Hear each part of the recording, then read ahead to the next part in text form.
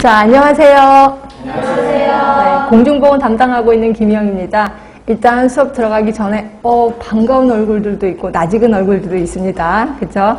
우리 한 달을 탔으니까 이제 슬슬 출발을 할 건데 일단 시작하기 전에 우리 그동안 문제가 어떤 문제들이 나왔는지 한번 보도록 하겠습니다. 자, 보시면 자, 이게 제가 일부러 그러니까 평균을 내진 않았어요. 평균 내면 또 그거에 얽매여서 그것만 해야지 이러실까봐. 그래서 2018년부터 최근에 2022년까지 나왔던 문제들을 좀 봤는데, 자, 흐름을 잠깐만 보시면요. 흐름이 그렇게 어떤, 그게 없어요. 규칙이 없어요. 그러니까 여러분들이 어떤 게 대부분 많이 나왔는지 그걸 좀 보시면 되는데, 일단 개념 부분을 보시면 이게 맨 처음에 하나 했다가 5개 조금 줄긴 줄었어요. 2022년에. 그리고 역학은 굉장히 많구나. 예전에도 많았고 지금도 최근도 많구나. 이거는 코로나 때문에 더 그런 것 같긴 해요. 그래서 역학 부분이 훨씬 많이 나오는구나. 근데 통계 부분이 요때 좀 나왔다가 그 다음에 2022년에 좀 안 나왔었습니다. 그러니까 통계 부분은 그렇게 시간적 투자를 하기는 좀 아까울 정도로 이제 그렇게 많이 나오진 않는구나 하시면 되고요. 자, 모자 보건하고 인구도 보시면 그냥 꾸준히 1개, 2개 이 정도 나옵니다. 그 다음에 학교 보건, 보건교육, 학교 보건이 점점 줄어들고요. 보건교육 쪽이 좀 많아져요. 보건교육 쪽에. 그래도 1개 아니면 2개. 그 다음에 이제 정신건강이 은근히 좀 나오기 시작합니다. 왜냐면 우리 지금 현재 우리나라 사람들이 정신건강이 흔들리고 있고 그다음에 보건소에서 주로 하는 게 정신건강에 대해서 좀 사업을 많이 하고 있거든요.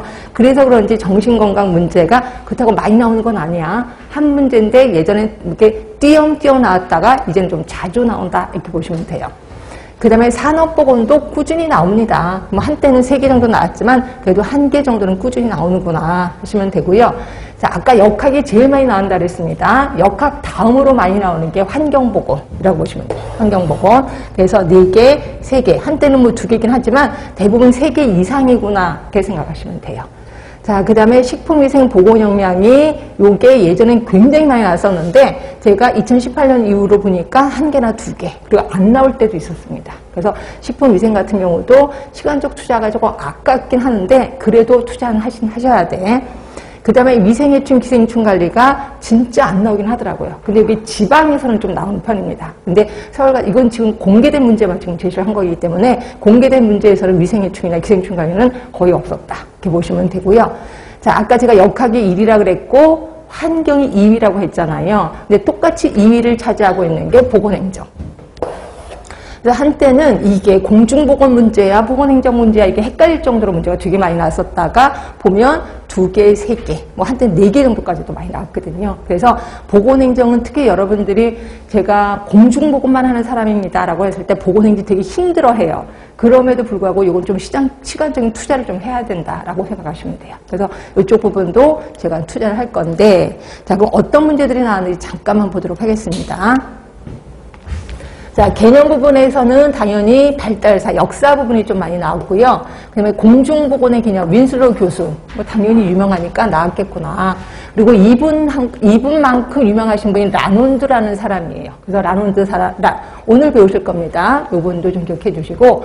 그 다음에 또 삼총사라고 생각하시면 돼. 윈슬로우, 라논드, 레벨과 클락. 이게 삼총사입니다. 그래서 다 삼총사가 비등비등하게 시험 문제가 나온다 하시면 되고요. 그 다음에 1차 보건 의료, 그리고 조직적인 지역사회 노력. 이건 윈슬로우 겁니다. 윈슬로우 교수가 공중보건을 할 때 조직적인 지역사회 노력, 그러면서 이걸 계속해서 끊임없이 나오고 있거든요.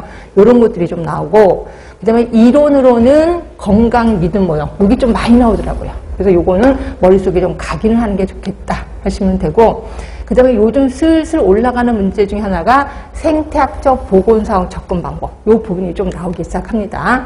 그 다음에 라노도 또 나왔고 체드윅이라는 사람도 좀 기억을 해두시면 되고 그 다음에 프리시드, 프로시드 모형 이것도 좀 자주 나와요. 좀 모형이 좀 어렵거든요. 근데 그런데도 불구하고 저는 이걸 좀 머릿속에 각인하라라고 얘기하고 있고 스와트 분석 들어는 보셨을 겁니다. 이것도 좀 자주 나오고 그 다음에 굉장히 유명한 헬스 플랜 2030 국민건강증진종합계 들어는 보셨을 겁니다. 이 부분이 시험 문제에 자주 나올 수밖에 없다 하시면 되고 자, 그 다음 역학 부분은 좀 많이 나옵니다. 그러니까 역학 부분은 안 나오는 쪽이 없다고 생각하시면 돼요. 다 나옵니다, 그냥.